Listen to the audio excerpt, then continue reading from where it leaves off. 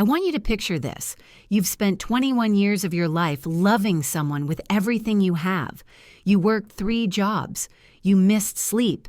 You sacrificed your own dreams so theirs could come true. And in a single moment, in front of 50 people at an upscale restaurant you can barely afford, that person looks you in the eye and destroys you. That's what happened to me on March 15th. My daughter Emma's 21st birthday. I'd saved for 6 months to throw her this party. The Rosewood, that beautiful restaurant downtown with the crystal chandeliers and the view of the city lights. I wanted everything to be perfect. I wore my best dress, the navy one I'd been saving for something special. I'd invited her friends, her college roommates, even her favorite professor. The smile on my face felt like it might crack. Emma stood up during dessert, champagne glass in hand, her face glowing with excitement I hadn't seen in months. My heart swelled. Maybe tonight would fix the distance that had grown between us. Maybe my baby girl was finally coming back to me. "I want to make a toast," Emma said, her voice ringing through the restaurant, "to new beginnings." Everyone raised their glasses. I raised mine too. "But first, I'd like you all to meet someone very special." Emma gestured toward the restaurant entrance. "My real mother." The oxygen left the room. A woman glided in. Tall, blonde, designer, everything. Her handbag probably cost more than my rent. Her smile was practiced, perfect, predatory. Vanessa, the woman who gave birth to Emma and signed away her rights before the ink on the birth certificate was dry. Emma wrapped her arms around this stranger while I sat frozen, my champagne glass trembling in my hand. "This is Vanessa," Emma continued, her voice bright with cruel joy. "She's the woman who actually gave me life, the woman who shares my DNA, my real family." Then Emma turned to me. Her eyes, my daughter's eyes, the ones I'd watched close every night for 20 years, the ones I'd seen open every morning, looked at me like I was nothing. "Claire," she said, "not Mom, not even Mother. You were never my real mother anyway. You were just a placeholder, a babysitter. Thank you for your service, but I won't be needing you anymore." The restaurant went silent. 50 people watched me die inside. I didn't cry, I didn't scream, I didn't beg. I sat there with that same frozen smile on my face, my hands folded in my lap like a good girl. Well, my world collapsed. But there were so many things Emma didn't know. She didn't know that I owned the building that restaurant sat in. She didn't know that her poor, adoptive mother was worth $15 million. She didn't know I'd been living modestly by choice, to teach her the value of hard work, of humility, of gratitude. And she definitely didn't know what happens when you betray a woman who built an empire from nothing. If you think you know where this story is going, trust me, you don't. Hit that subscribe button right now because you're not going to want to miss what happens next. 21 years ago, I held my husband's dog tags in one hand and a positive pregnancy test in the other. The test was a lie. My body had been lying to me for months, phantom symptoms, desperate hope. The cruel tricks infertility plays on a woman who wants nothing more than to be a mother. The dog tags were real.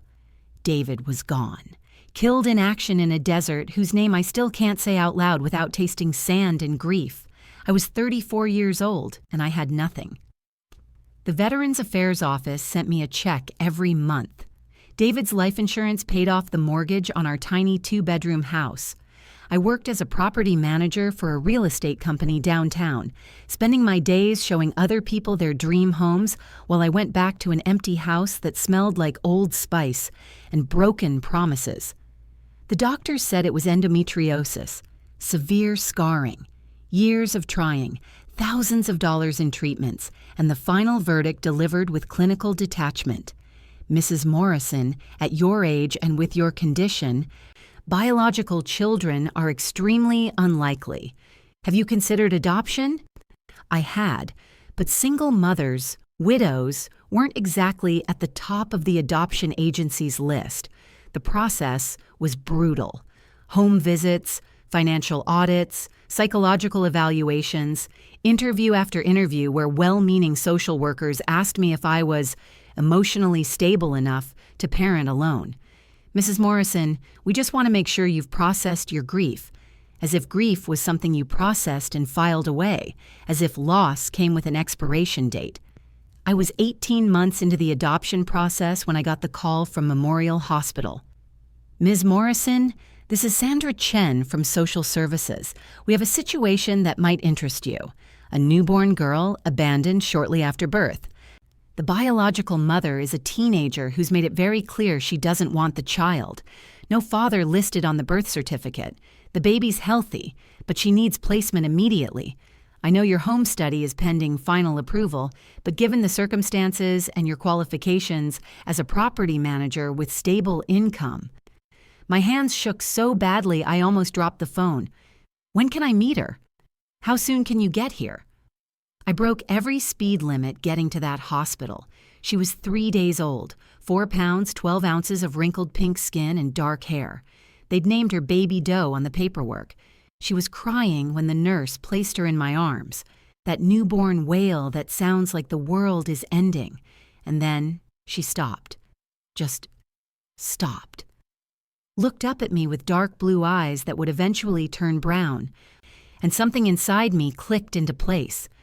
"Hello, Emma," I whispered. I don't know why I chose that name. It just felt right. "Hello, my beautiful girl. I'm your mama. I'm here now. I'm not going anywhere." The biological mother, Vanessa Harper, 17 years old, signed the relinquishment papers without reading them. I saw her once, through the window of her hospital room, blonde, pretty, texting on her phone while a nurse tried to explain postpartum care. She looked up once, saw me holding Emma, and turned away. She never asked to see her baby, not once. The social worker told me later that Vanessa's parents had wanted her to keep the baby. But Vanessa was very clear, Sandra said.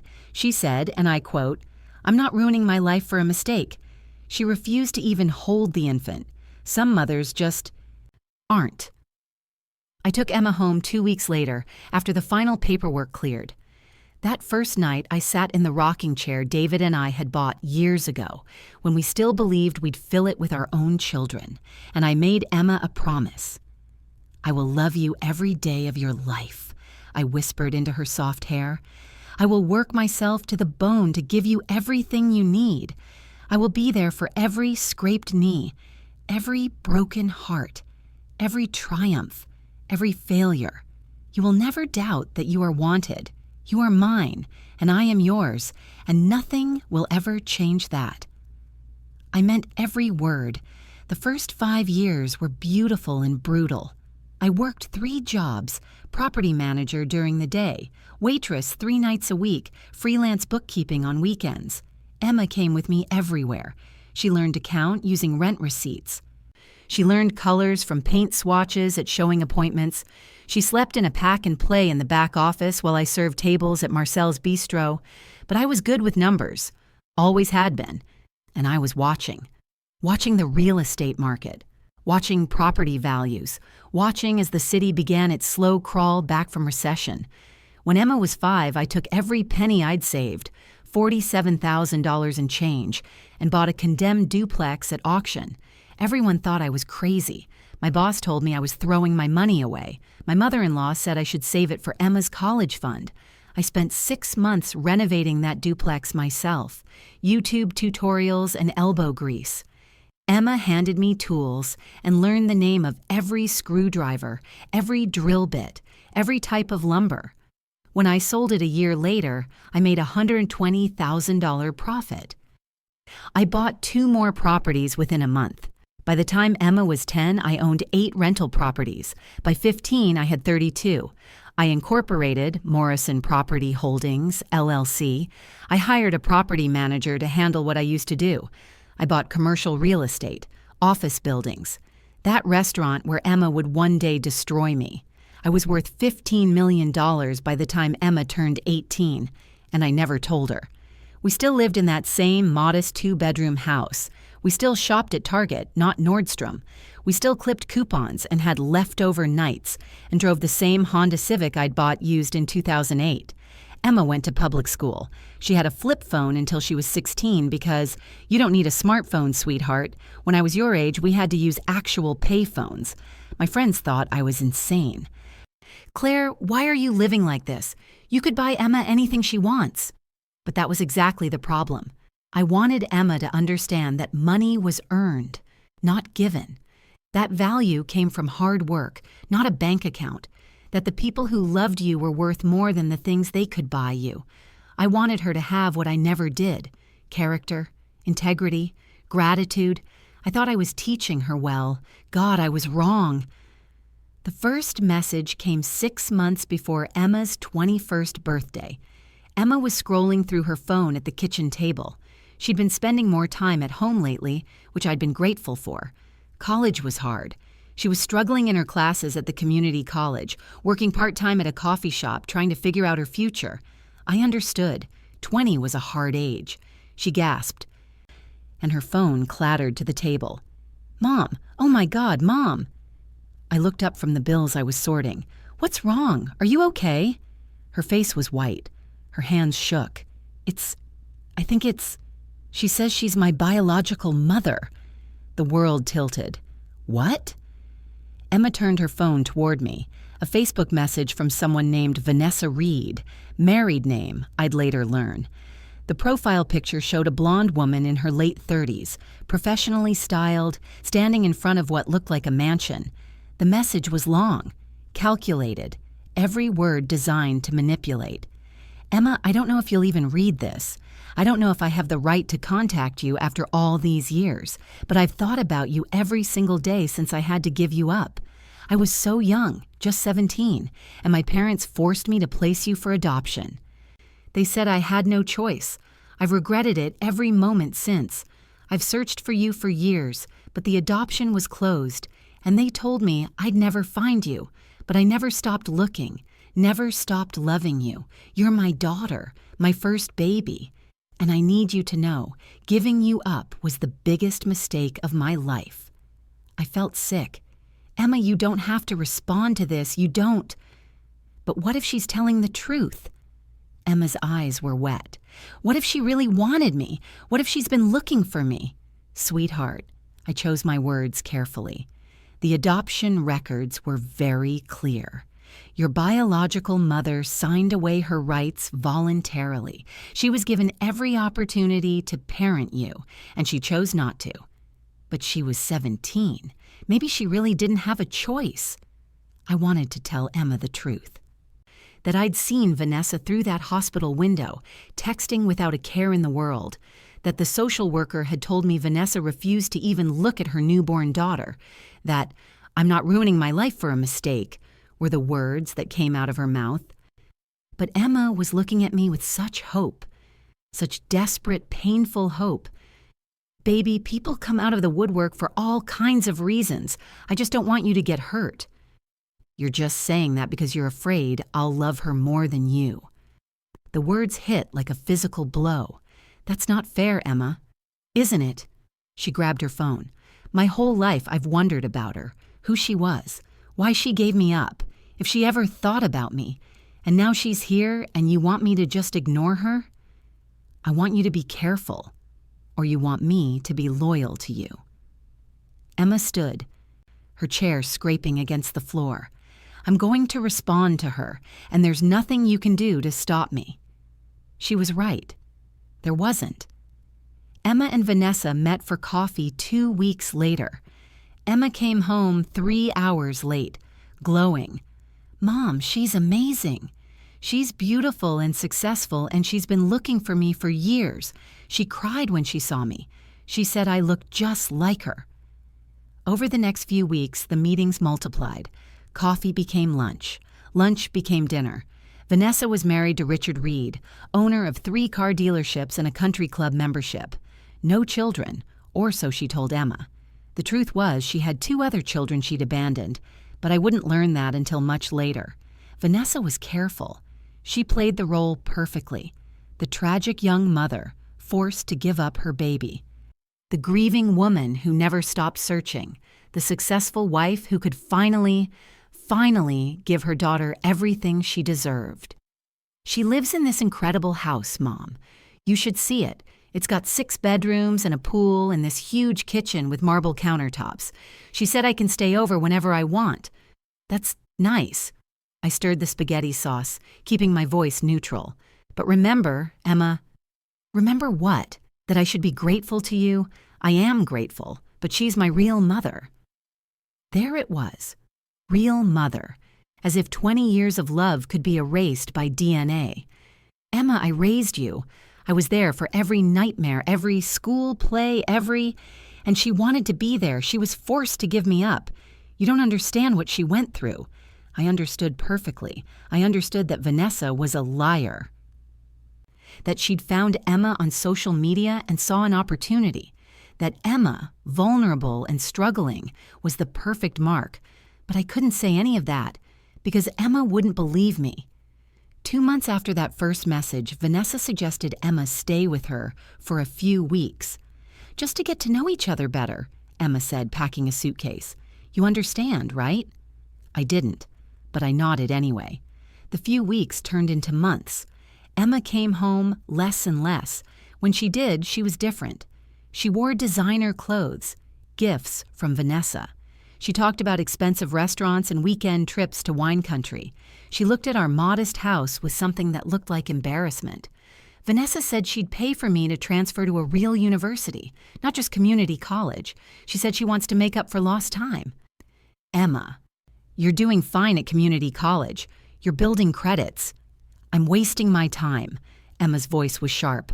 All my friends from high school are at real schools, 4-year schools, and I'm stuck here because you can't afford anything better.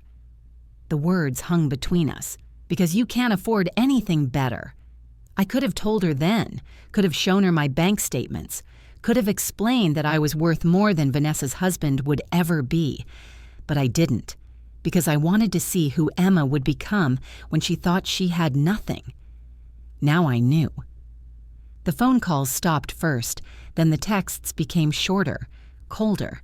Emma's room sat empty, her bed carefully made, her childhood stuffed animals gathering dust on the shelf. When she did come home, usually to pick up more of her things, she was a stranger. Claire. I need you to sign these papers. Not Mom, not even Mother. Claire. I looked at the documents she'd thrust into my hands. Legal papers giving Vanessa Harper, now Vanessa Reed, co-parental rights and emergency medical decision-making authority. Emma, you're 20 years old. You don't need anyone to have parental rights over you. You're an adult. Vanessa wants to be able to make medical decisions for me if something happens, and she wants to be listed as my parent for insurance purposes. Her insurance is better than yours. Another carefully crafted lie. I had excellent insurance. But Vanessa was feeding Emma a narrative. Claire is poor. Claire can't provide. Claire isn't enough. I'm not signing this. Emma's face hardened. Fine, I'll get a lawyer. Vanessa said she'd pay for it. Emma, please, can we just talk about this? Really talk? There's nothing to talk about. You got to raise me for 20 years. Now it's her turn. That's fair, isn't it? Fair? My voice cracked despite my best efforts. Baby, I'm your mother. I've been your mother since you were 3 days old. No. Emma cut me off. You were my adoptive mother. There's a difference. Vanessa is my real mother. The one who actually gave birth to me. The one who shares my DNA. Blood matters, Claire. Family matters. And you're not my family. Not really.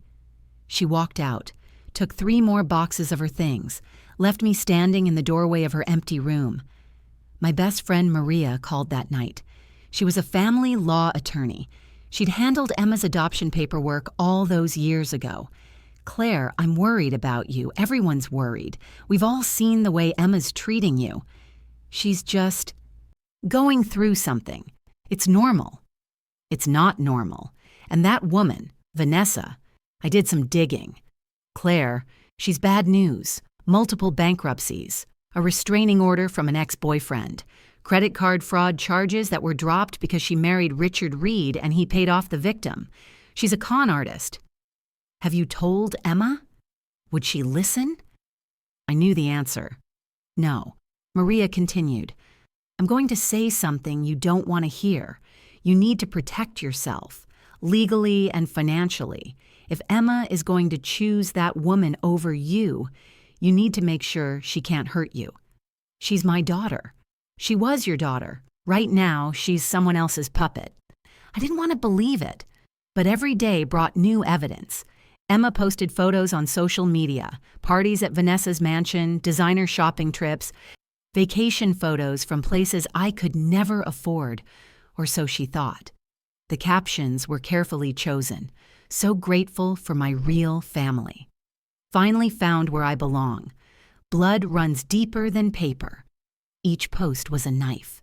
Each comment from her friends, people I'd fed at birthday parties, driven to soccer practice, welcomed into our home, was a twist of the blade. One night, 3 months before her birthday, Emma called me at midnight. I need $5,000. Not hello, not how are you, just the demand. Emma, it's midnight. Are you okay? I'm fine. I just need the money. Vanessa said you owe it to me. You got me for 20 years. The least you can do is help me now. Help you with what? That's none of your business. Are you going to help me or not? Something in her voice, the entitled tone. The assumption that I existed only to serve her needs broke something in me. No. Silence. Then, what did you say? I said, no, Emma. I'm not giving you $5,000 at midnight with no explanation. You're unbelievable. You're selfish. God, Vanessa was right about you. You only care about yourself. She hung up. I sat in the dark and let myself cry for the first time in months. Maria called the next morning with information that changed everything. I have a private investigator friend. I asked him to look into Vanessa. Claire, sit down. I was already sitting, but I gripped the kitchen table anyway. Vanessa has done this before, twice. She has 2 other children, both adopted out at birth, just like Emma. She made contact with them when they turned 18 and 21, both times. She drained them financially and disappeared. One of them filed a restraining order. The other tried to sue her for fraud. My stomach turned. Does Emma know? I doubt Vanessa would have told her. But Claire, there's more. I had my investigator pull Emma's financial records with her consent form you signed years ago for emergencies. Vanessa has been systematically draining Emma's savings account. Small amounts at first, but it's escalating. She's taken almost $8,000 in 3 months. How is that possible? Emma doesn't have that much. Then I remembered. Emma's savings account, the one I'd been depositing $200 into every month since she was 5. By the time she turned 18, it had $35,000.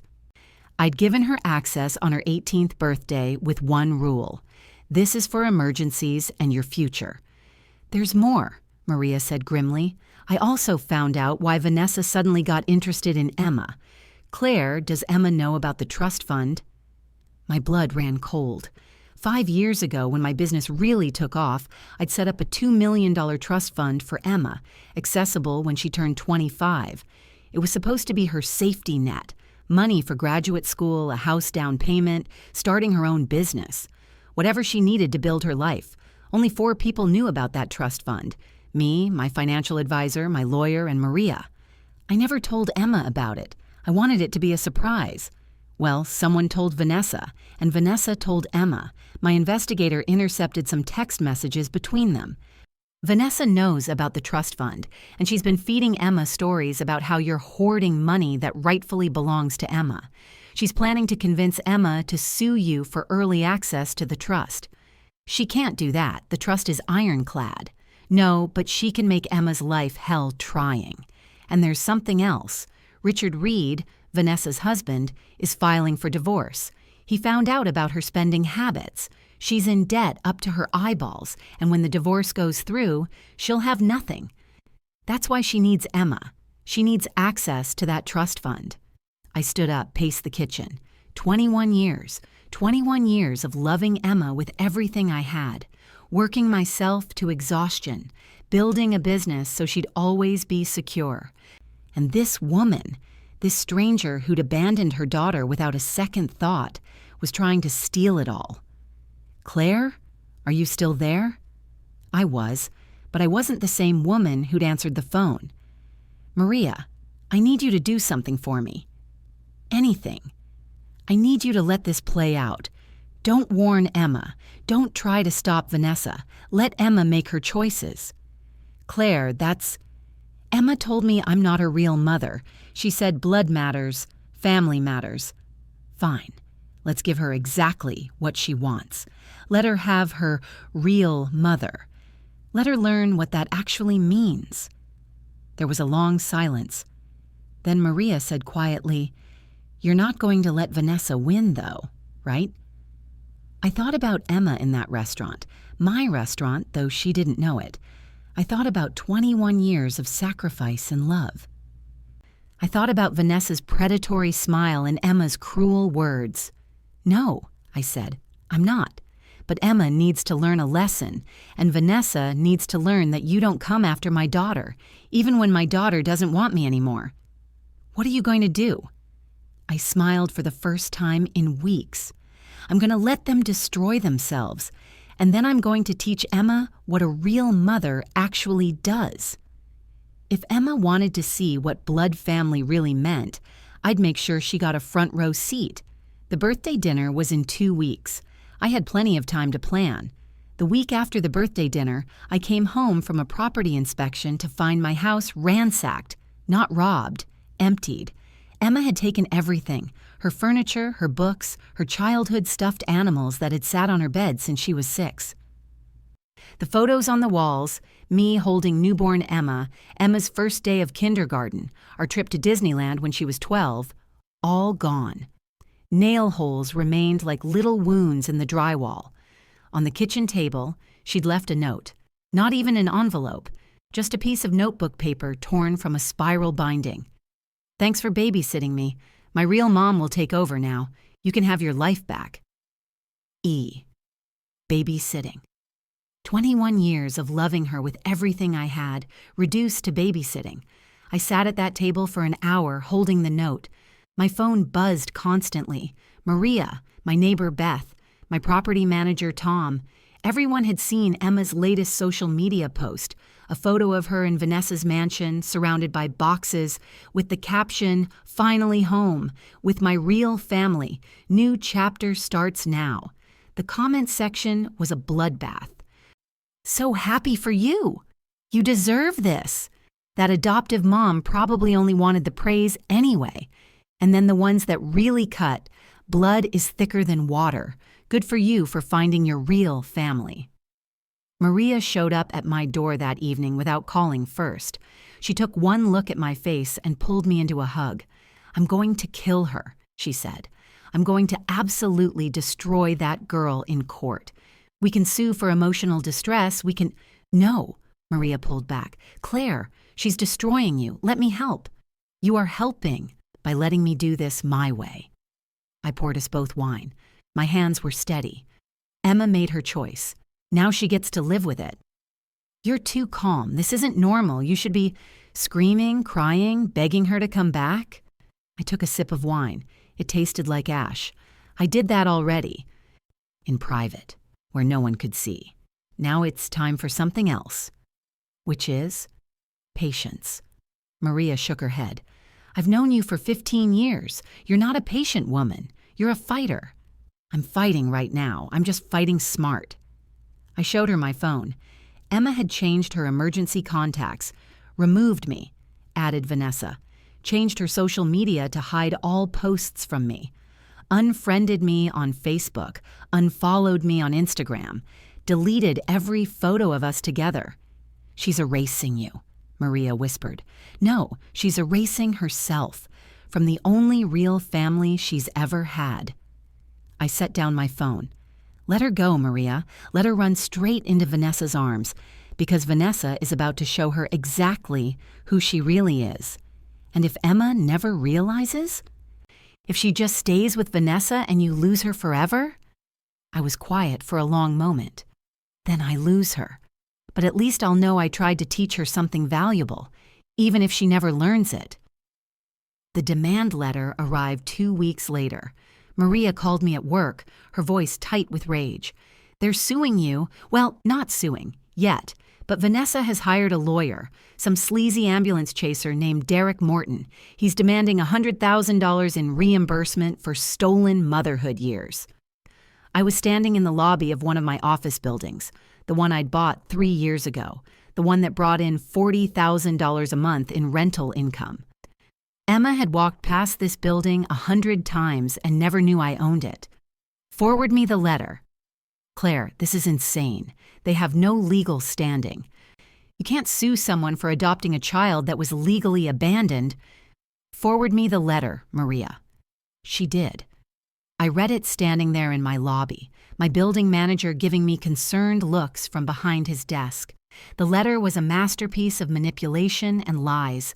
It claimed that Vanessa had been coerced into giving up Emma, that I had stolen Emma and poisoned her against her biological mother, that I owed Vanessa not just money but an apology, a public apology, and at the bottom, in smaller print, failure to comply will result in legal action for emotional distress, loss of parental relationship, and punitive damages totaling $500,000.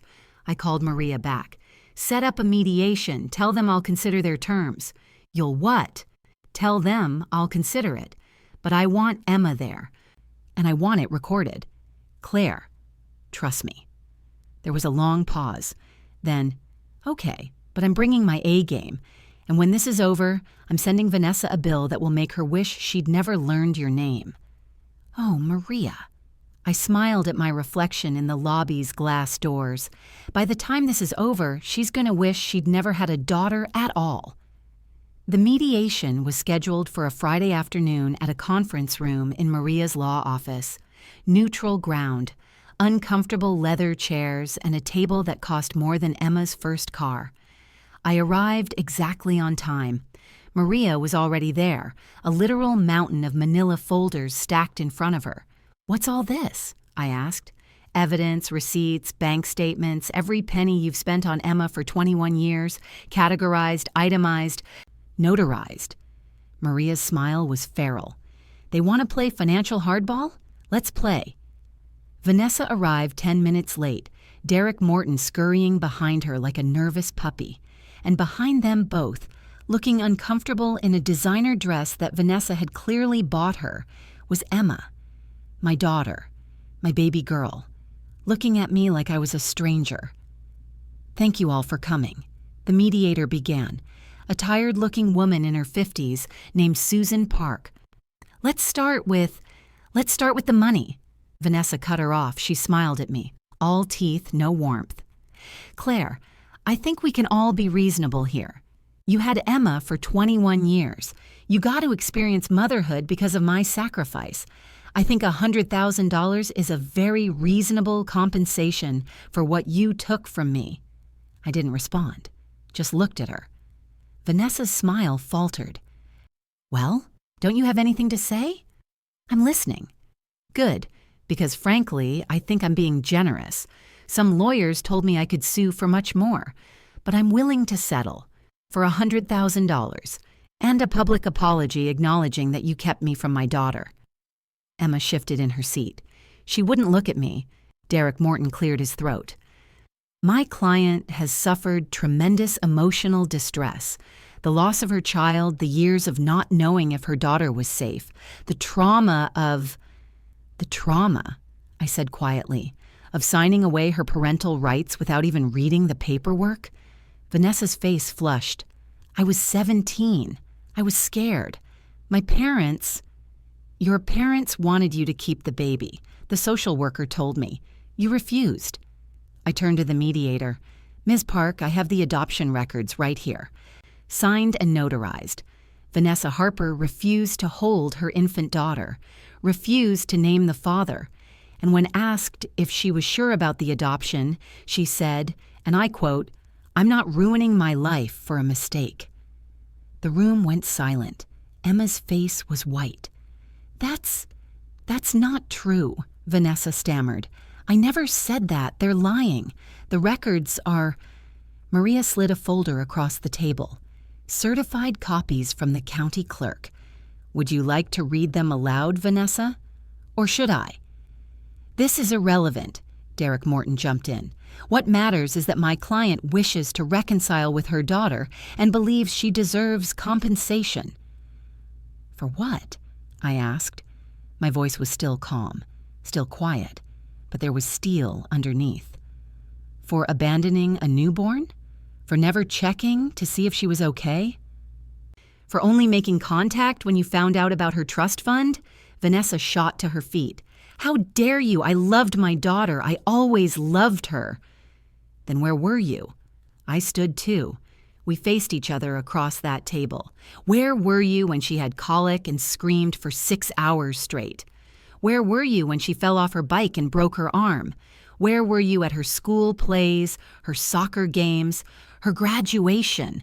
Where were you when she cried because kids at school teased her about being adopted? I didn't know where she was. The adoption was closed. You could have left letters. You could have tried to make contact through the agency. You could have shown any interest at all in your daughter's well-being." I sat back down. "You didn't, because you didn't care. You only care now because you need money." "That's a lie." Maria cleared her throat. "Actually, it's documented fact. We have evidence that Vanessa paid a private investigator to track down Emma's location and financial information 6 months ago, the same investigator she used to locate 2 other children she'd abandoned." Emma gasped. "2 other what?"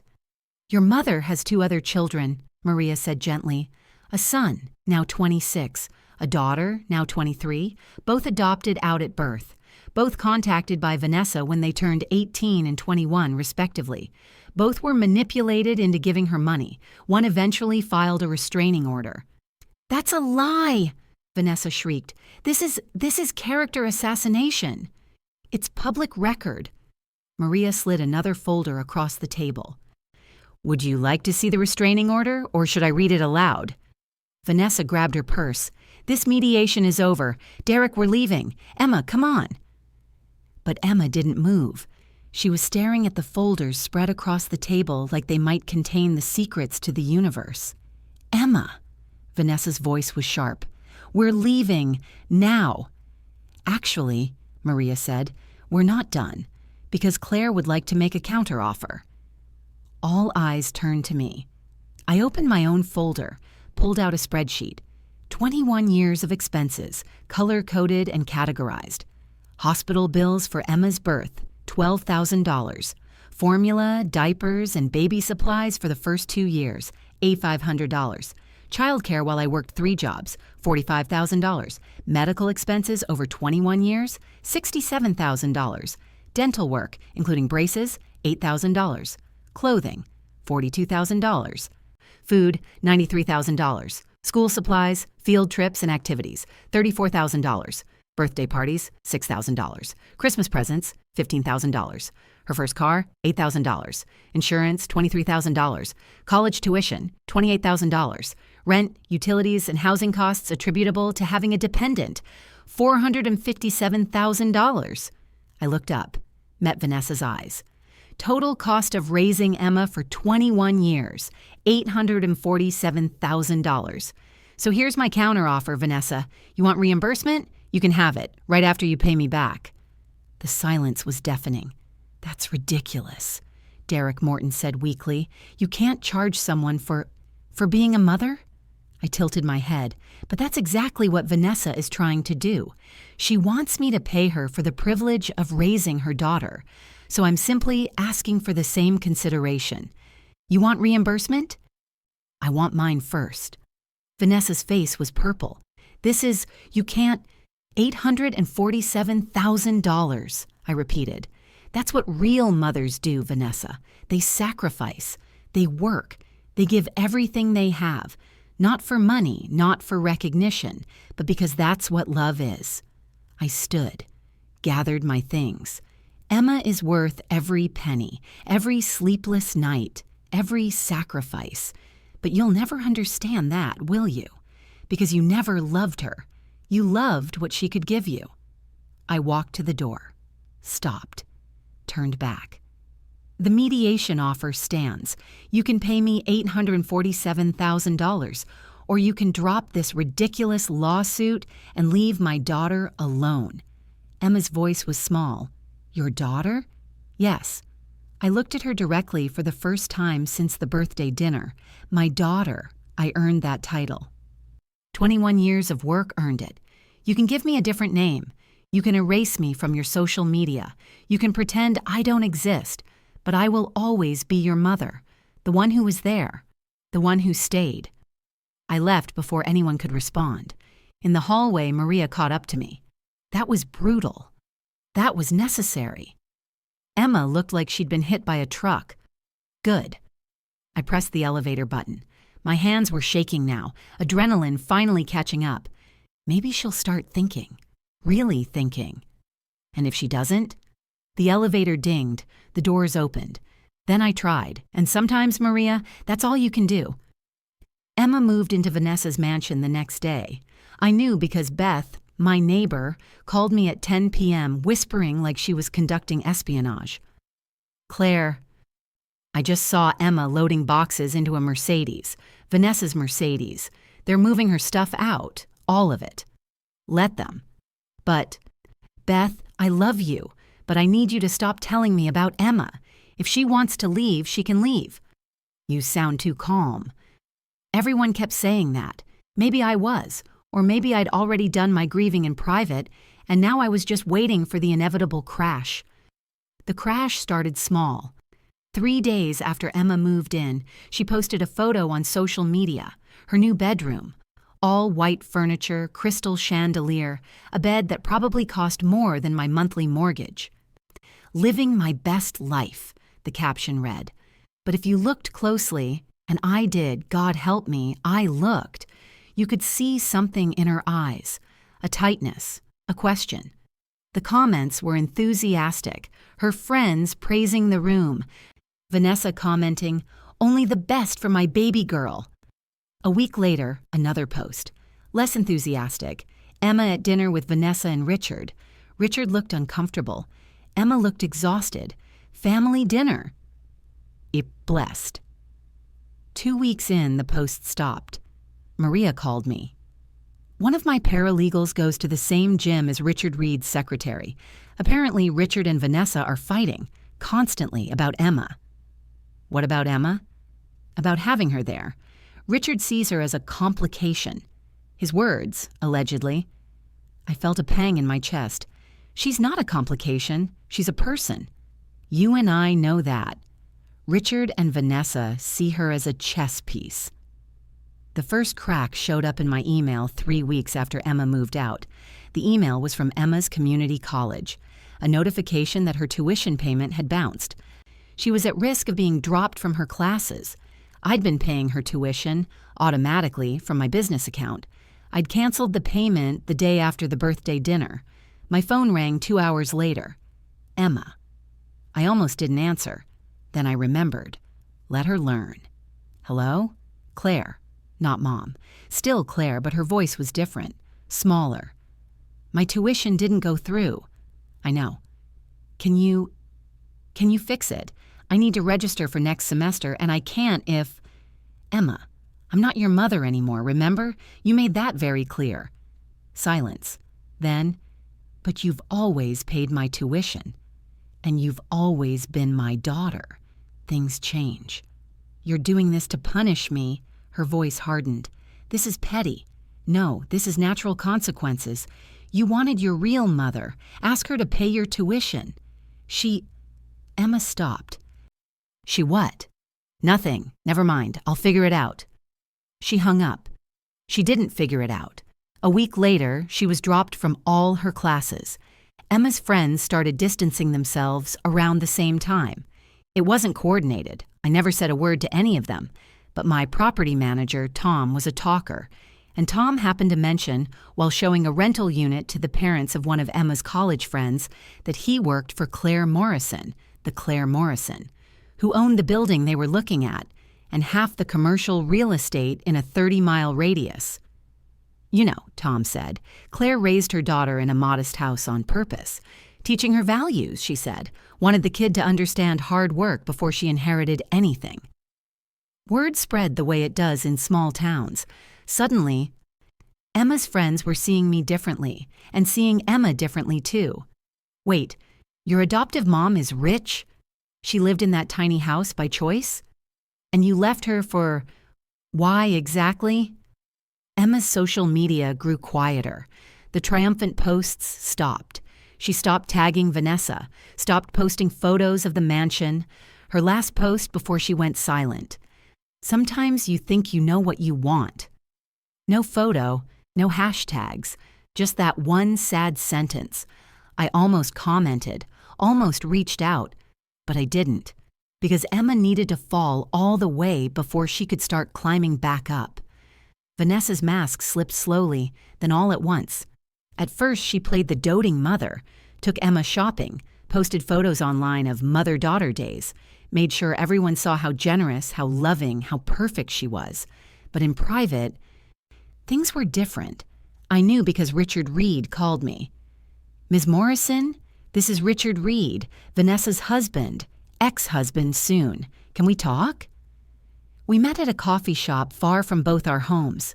Richard was mid-50s, distinguished-looking, tired around the eyes. I need you to understand something, he said without preamble. I didn't know about Emma. Vanessa told me she'd never had children. When Emma showed up, I thought maybe Vanessa deserved a second chance. Maybe she'd changed. She hasn't. No. He stirred his coffee. She's bleeding Emma dry.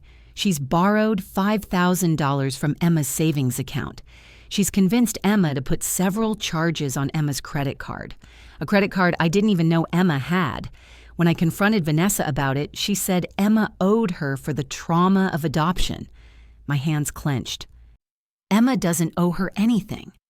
I know. That's why I'm here. I've already filed for divorce, but I wanted you to know your daughter is being used. And when Vanessa is done using her, she'll disappear, just like she did to the other two.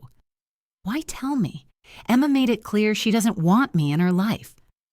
Richard looked at me with something like pity. Because you're still her mother, and I can see, even now, that you love her. Vanessa never did, never will. She's incapable of it.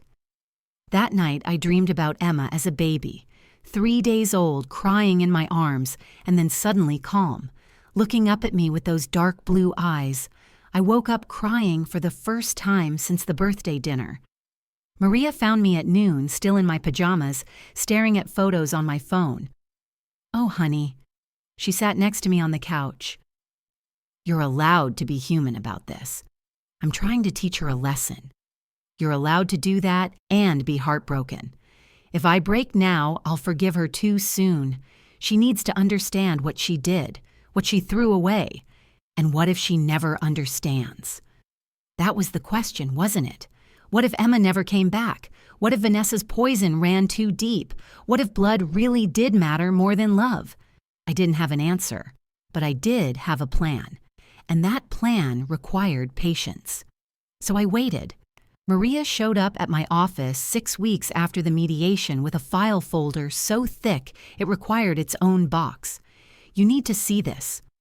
We locked ourselves in my conference room, the one with the view of downtown, the one I'd designed specifically for difficult conversations. Maria spread papers across the table like she was building a case for murder. Vanessa Reed, née Harper, born 1986 in Sacramento, troubled childhood, in and out of foster care, 3 children, 3, all voluntarily surrendered for adoption. She showed me the first file. Child number 1, boy, born 2003. Vanessa was 17. Sound familiar? She surrendered him at the hospital, never looked back, until he turned 21. She made contact, told him the same sob story she told Emma. He gave her $15,000 before his adoptive parents found out and cut her off. Second file. Child number 2, girl, born 2006. Vanessa was 20. She kept this one for 6 months, then left her at a fire station. Safe surrender law, never looked back. Contacted her when she turned 18.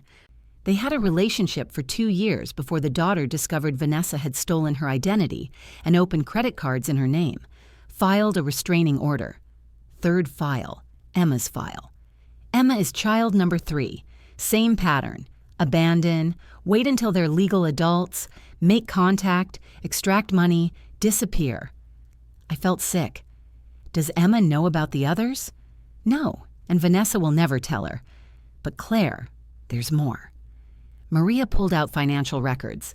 Vanessa is drowning in debt, credit cards maxed out, medical bills from cosmetic procedures she couldn't afford. Richard is cutting her off completely in the divorce. She needs that trust fund. Without it, she's looking at bankruptcy. She can't access Emma's trust until Emma is 25. That's 4 years. Unless she convinces Emma to sue you for early access, which is exactly what she's trying to do. Maria showed me text messages, printouts from Richard's lawyer, Vanessa coaching Emma on what to say in court, how to paint me as a controlling monster who was hoarding Emma's money. You deserve that money now, Vanessa had written. Claire has been keeping it from you out of spite. We can get a lawyer. You're an adult. You should have access to your own money. Emma's response was heartbreaking. But it's not my money. Claire set it up for me. She didn't have to do that. Vanessa's reply, she owes you. After keeping you from me for 21 years, she owes you everything. I pushed the papers away. When does this end? We can end it now. We have enough evidence to... No. I stood, walked to the window. The city spread out below me. All those buildings, all those properties. All that wealth I'd accumulated with one goal, giving Emma a secure future. And she thought I owed her. Claire, we have her. We can destroy Vanessa in court. We can show Emma everything. Emma won't believe it. Not yet. She needs to see it herself. I turned back to Maria. How much has Vanessa taken from Emma? At least $8,000 from her savings. Another $3,000 charge to Emma's credit card. She's convinced Emma to co-sign a loan for $10,000, told her it was for mother-daughter bonding activities. Emma co-signed a loan? Last week. The first payment is due in 30 days. Want to guess who won't be making that payment? My hands curled into fists. That woman is destroying my daughter's credit before she even has a chance to build one. That woman is a predator. Let me stop her. Not yet. I took a deep breath. Emma needs to see Vanessa's true face. Not hear it from me, not hear it from you. She needs to experience it. Otherwise, she'll always wonder if I turned her against Vanessa. Maria looked at me for a long moment. You know, most people would just burn everything down, take revenge, make them both pay. I'm not trying to make Emma pay. I'm trying to teach her. There's a difference. And Vanessa? I smiled. It wasn't a nice smile. Oh, Vanessa will pay, just not yet. First, Emma needs to learn what happens when you choose money over love, when you choose blood over family, when you believe lies because they're prettier than the truth. How much longer are you going to wait? As long as it takes. The second mediation happened because Vanessa got greedy. She'd rejected the original settlement offer, the one where she paid me $847,000.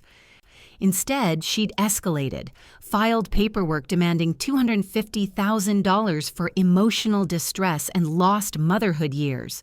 Maria was apoplectic. She actually filed that absolute good. Emma will be there. She has to be. Vanessa is using her as evidence. I smiled. Let's give them both a show. We met in a courthouse conference room this time. More formal, more intimidating. A stenographer in the corner, typing everything. A judge's clerk observing. This was no longer casual mediation. This was pre-trial positioning. I arrived in a Tom Ford suit I'd bought specifically for this meeting. Hair professionally styled, makeup understated but perfect. I looked like exactly what I was, a woman worth $15 million who'd been living in the shadows by choice. Vanessa arrived looking frazzled. Her designer clothes couldn't hide the desperation in her eyes. Derek Morton looked even worse. He knew he was in over his head. And Emma. God, Emma looked terrible, thin, dark circles under her eyes. The designer dress Vanessa had bought her hung wrong, like she'd lost weight. Our eyes met across the table. For just a second, I saw my daughter, my real daughter, looking back at me, scared, lost. Then Vanessa put her hand on Emma's arm, and the moment shattered. "Thank you all for coming," the mediator began. A different one this time. Older man, federal judge, retired into mediation. He wasn't going to tolerate nonsense. "Let's cut to the chase," Vanessa interrupted. "Ms. Morrison owes me $250,000 for—" "Ms. Reed, you'll wait your turn." The mediator's voice was ice. "Ms. Morrison's attorney has prepared evidence. We'll review it first." Maria stood. This was her moment. "Your Honor, we'd like to present evidence that Ms. Reed's claim is not only without merit, but is part of a documented pattern of financial exploitation." She opened the first folder. May 2003. Vanessa Harper, age 17, surrenders her newborn son for adoption. Never maintains contact. Fast forward to 2024. She locates the son, now 21, and convinces him she was forced to give him up. He provides her with $15,000 before his adoptive family discovers the truth. Vanessa's face went white. December 2006. Vanessa Harper, now age 20, abandons her 6-month-old daughter at a fire station. Safe surrender. No contact for 18 years.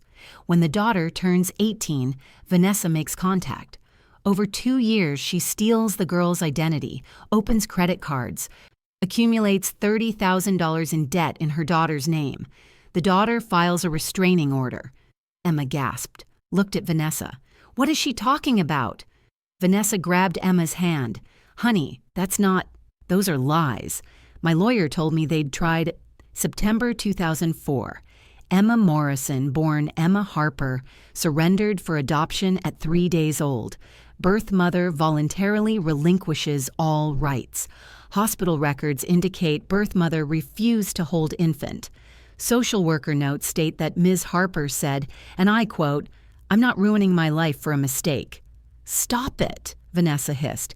Fast forward 20 years. Ms. Reed locates Emma on social media, makes contact. Within 6 months, has extracted $8,000 from Emma's savings account, charged $3,000 to Emma's credit card, and convinced Emma to co-sign a loan for $10,000. The pattern is clear and documented. Maria placed 3 restraining orders on the table. 3 separate children, 3 separate complaints. Ms. Reed doesn't want a relationship with her daughter. She wants money. Specifically, she wants access to a $2 million trust fund established by Ms. Morrison for Emma's future. A trust fund Ms. Morrison was under no obligation to create. A trust fund she created out of love for her daughter. The room was silent except for the clicking of the stenographer's keys. Emma was staring at Vanessa like she'd never seen her before. "These are lies," Vanessa said, but her voice shook. "This is character assassination. They're trying to turn you against me, Emma. Can't you see? Are they lies?" I spoke for the first time. My voice was calm, deadly calm. "Or are they truths you hoped would stay buried?" Vanessa's eyes met mine. For just a second, I saw pure hatred there. "You stole my daughter." "No," I leaned forward. "I saved her. From you. From a life of being used and discarded. From being nothing more than a paycheck to someone who should have loved her." "I do love her." "You love what she can give you."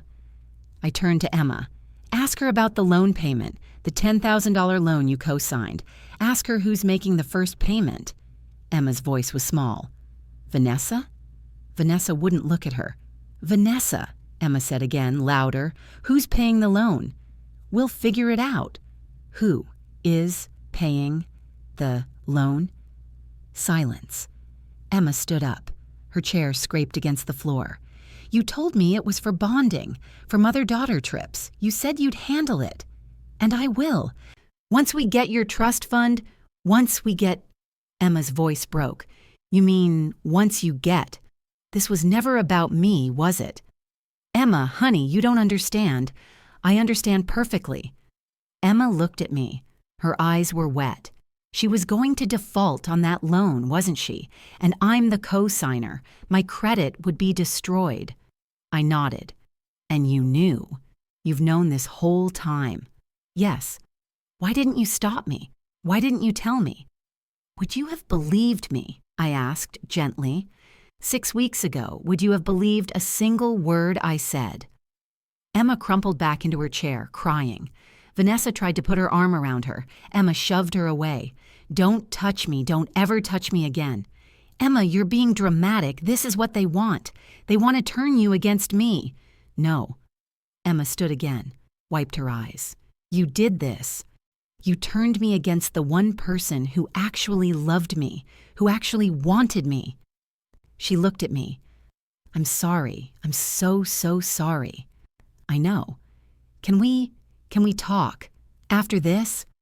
I wanted to say yes, wanted to pull her into my arms and tell her it was okay. We'd figure it out. I forgave her. But it wasn't time yet. No, I said, not yet. Emma flinched like I'd slapped her. You made choices, Emma. You have to live with them, and you have to fix them by yourself. But when you're ready, really ready, you'll know how to find me. I stood, gathered my things. As for this lawsuit, I said to Vanessa, you have 24 hours to withdraw it, or my lawyers will countersue for harassment, fraud, and emotional distress. We have enough evidence to bury you. Your choice. I walked out. In the hallway, Maria caught up with me.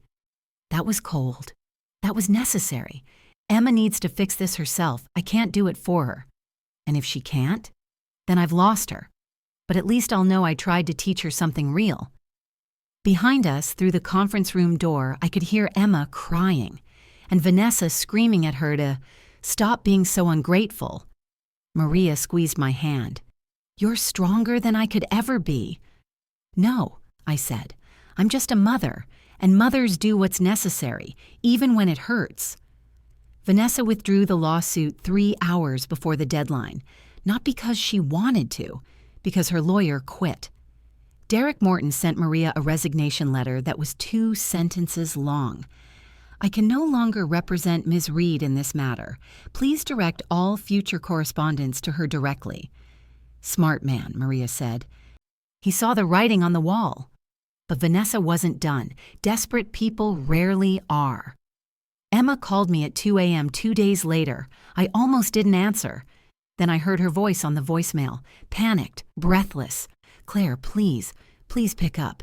She won't stop. She found my bank statements. She knows about the trust fund, all the details, and she's screaming that you're stealing from me, that you're keeping my money.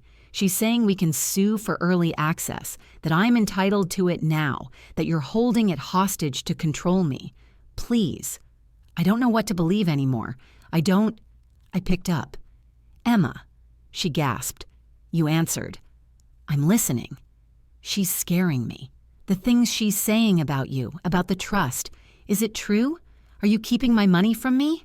The trust is yours. It's been yours since the day I created it. But it's set up to be accessible at 25 for a reason, to protect you. Protect me from what? From people like Vanessa, from people who would take it and leave you with nothing. Silence. Then, she's been taking my money all along. Richard showed me the bank statements. She's taken everything I had saved, everything you ever gave me. I know. You knew and you didn't stop her? I couldn't stop her. You gave her access. You trusted her. That was your choice. So you just let her destroy me? No. I let you learn. My voice was gentle but firm. Emma, do you know why I lived modestly? Why I never showed you my real wealth? To teach me values. I get it now. I'm sorry I didn't. No, not just that. To teach you that people will love you for who you are, not what you have. To teach you that family isn't about money or status or designer clothes. It's about who shows up, who stays, who fights for you even when you push them away. I pushed you away. You did. I said horrible things. You did. And you're not going to forgive me, are you? I was quiet for a long moment. I will.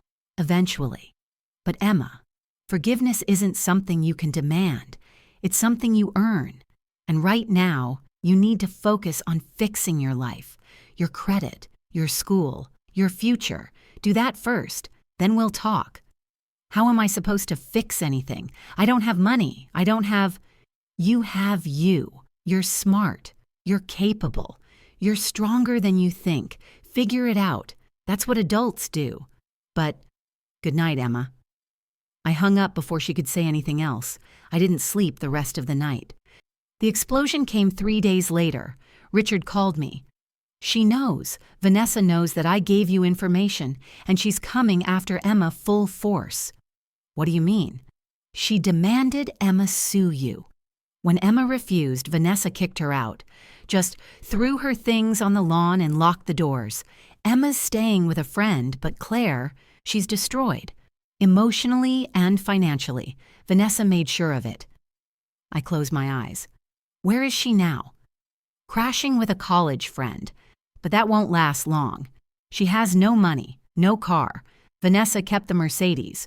No job. She quit her coffee shop job to spend time with Vanessa. She's got nothing.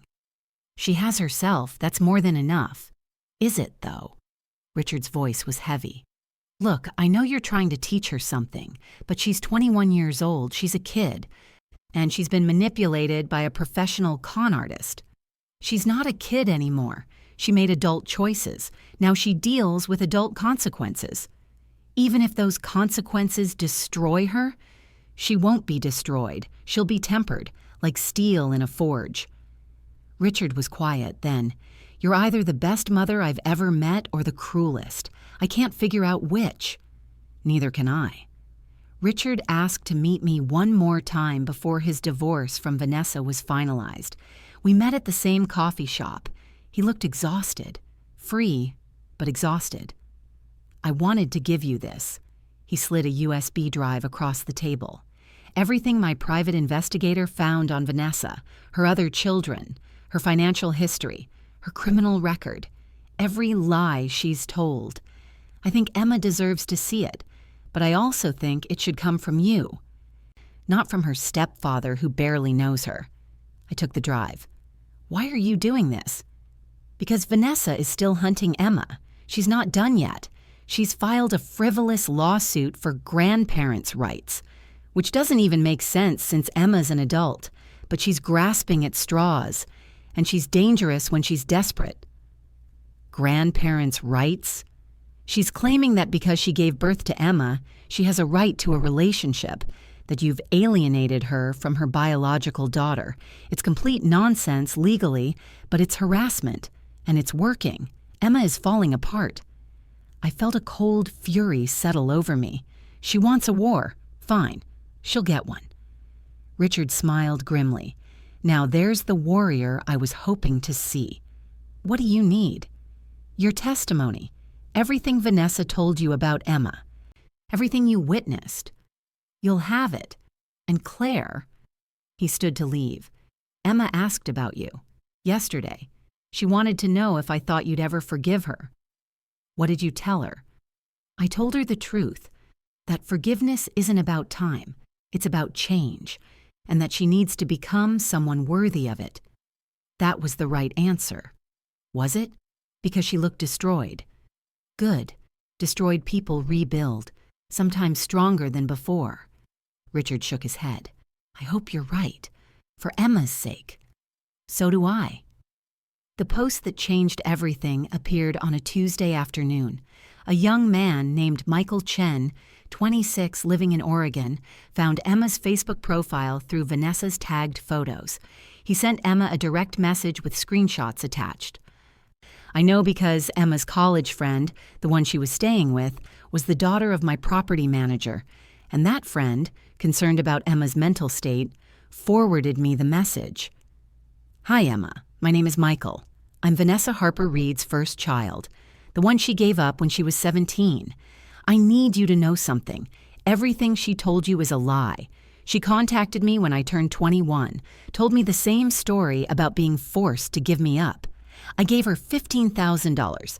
She disappeared 6 months later. I'm attaching screenshots of our conversations and bank records. You're not the first. You won't be the last. But maybe you can be the one who stops her." The screenshots were damning. Vanessa saying the exact same things to Michael that she'd said to Emma, word for word, like she was reading from a script, because she was. Emma posted the screenshots on her Facebook wall with a single caption. "I need advice. My biological mother returned after 20 years. I rejected the woman who raised me for her. Now I'm discovering she's done this to 2 other children. What do I do?" The post went viral within hours. 500 comments, 1,000, 2,000. Some were supportive. "You got played? We all make mistakes." Some were harsh. "You abandoned the woman who raised you. You deserve this." And then the bombshell comments started rolling in. "Oh my God, I know this woman. Vanessa Reed tried to scam my brother. She hit on my husband at a charity event. When he rejected her, she tried to claim he assaulted her. She wrote bad checks to my business. We had to take her to small claims court." One comment was from Sarah Chen, Michael's sister. "Vanessa's second abandoned child. Emma, I'm Sarah. I'm your biological half-sister. Vanessa did the same thing to me. She opened credit cards in my name, stole $30,000. I filed a restraining order.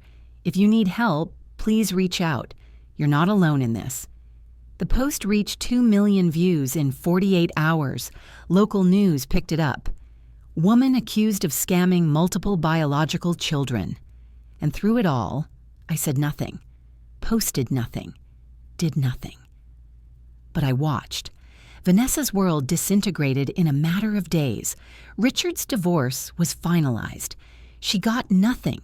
Prenup was ironclad, especially once evidence of fraud was introduced. The mansion was Richard's. The cars were Richard's. The credit cards were canceled. Vanessa moved into a cheap apartment on the wrong side of town. The same kind of apartment I'd lived in when I was raising Emma and working 3 jobs. The irony wasn't lost on me. Emma's college friend called me in tears. "Ms. Morrison," Vanessa showed up on campus. She found Emma outside the library and she was screaming. Everyone was watching.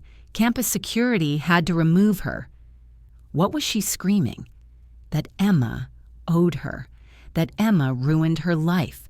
That she needed money for the trust fund. That Emma was ungrateful just like all her other children. It was bad. I closed my eyes. Is Emma okay? She locked herself in my room. She won't come out. She won't eat. Ms. Morrison, I know you're mad at her. I know she hurt you, but she needs help. What kind of help? She needs her mother. Then where's Vanessa? Not that mother, her real mother. You, please. She's falling apart. I was quiet for a long moment. Tell Emma I'll think about it. But she needs to do something first. What? She needs to face Vanessa one more time, and she needs to do it alone. That confrontation happened 3 days later. Vanessa showed up at the coffee shop where Emma was working her new job. She'd gotten rehired at her old position, begging for a second chance. I wasn't there, but 3 customers filmed it on their phones. The videos made it to social media within an hour. Vanessa, looking rough around the edges, designer clothes now wrinkled and stained, walked up to Emma's counter. "Emma, baby, we need to talk about the trust fund." Emma, steady despite visible shaking. "No." "What do you mean, no? That's your money, our money. We can sue." "It's not our money. It's not even my money yet. It's a trust fund that Claire set up for my future, and I don't want it, not if it means turning into you." The coffee shop went silent. "Don't you dare judge me," Vanessa hissed. "I gave birth to you. I gave you life. You owe me." "I don't owe you anything." Emma's voice was stronger now. "You gave birth to me and threw me away. Claire raised me, loved me, sacrificed for me. She was my mother. She is my mother, and I was too stupid to see it. She's brainwashing you, can't you see? She's turning you against your own blood." "No." Emma stepped out from behind the counter. "You did that. You came back into my life for money, not for me. You never wanted me. You wanted what I could give you. and I was so desperate to be wanted, to belong, to have a real family that I fell for every lie. This is ridiculous, Emma. Don't throw away millions of dollars because you're emotional. Get out. What? Get out. I don't want to see you. I don't want to know you. You're not my mother. You never were. You're just the woman who gave birth to me, and I'm done. Vanessa's face twisted with rage. You ungrateful little brat. After everything I've done for you, after I gave birth to you, you didn't do anything for me. Emma's voice cracked. You did everything to me. You used me, manipulated me, made me hurt the one person who actually loved me. And for what? Money you're never gonna get? Security arrived. 2 campus police officers who'd been called when Vanessa entered the building. Ma'am, you need to leave. This is my daughter. I have a right. You have no rights. One of the officers checked his phone. You have an active restraining order filed by another Sarah Chen, and Ms. Morrison here can file one too if you don't leave voluntarily. Vanessa looked at Emma one last time. You'll regret this. When Claire abandons you too, because she will, you'll come crawling back, and I won't be there. Good, Emma said. That's exactly what I'm hoping for. Vanessa was escorted out. Emma collapsed into a chair, crying. A customer came over. Older woman, maybe 60. Honey, I saw the whole thing. You did the right thing. Did I? I destroyed my relationship with my real mother for that woman, for a con artist. How is that the right thing? Because you learned. That's what the right thing is. Learning, growing, becoming better. Emma looked up. What if it's too late? What if Claire never forgives me? The woman smiled. Real mothers always forgive, eventually, but you have to earn it. So get up, fix your life, become someone worthy of her love. And then, when you're ready, you ask for that forgiveness, not before. Emma nodded, wiped her eyes, went back to work. She didn't know I'd sent that woman, my neighbor Beth, playing a role. But Emma needed to hear it from someone who wasn't me. Emma tried to call me 15 times over the next week. I didn't answer. She sent emails, letters, text messages. Claire, please, I'm sorry, I'm so sorry. I know I don't deserve forgiveness, but please, let me try. I ruined everything, the best thing in my life, and I don't know how to fix it. I read every message, and I didn't respond to any of them. Maria thought I was being cruel. She's apologizing. Isn't that what you wanted? I wanted her to change. Apologies are just words. When is it enough? When she shows me, not tells me. Emma showed up at my office building on a Thursday afternoon. I watched from my 10th floor window as she stood outside, looking up, trying to figure out which building was mine. She'd never been to my office, never even knew I had one. She stood there for 20 minutes, then left. She came back the next day and the next and the next. On the 4th day, my receptionist called. Ms. Morrison, there's a young woman downstairs asking for you. She says she's your daughter. Tell her I'm in meetings. I did. She said she'll wait. Emma waited for 6 hours. When my building closed at 7 p.m., security had to ask her to leave. She came back the next morning. On day 7, I finally answered her call. Claire? Her voice was hoarse, like she'd been crying. I'm listening. I know you don't want to see me. I know I don't deserve it. But I need to tell you something. I posted an apology video online, taking full responsibility for everything. I named Vanessa. I named myself. I told everyone exactly what I did, how I hurt you, how wrong I was. I saw it. You did? Emma, I've seen everything, every post, every video, every moment of your life falling apart. I've watched it all. And you didn't do anything? What would you have wanted me to do? Rescue you, fix it for you.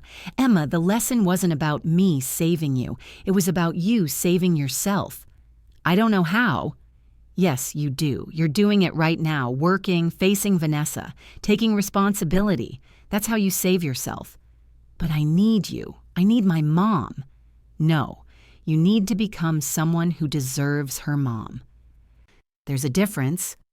The line went quiet except for her breathing. "How long?" she whispered.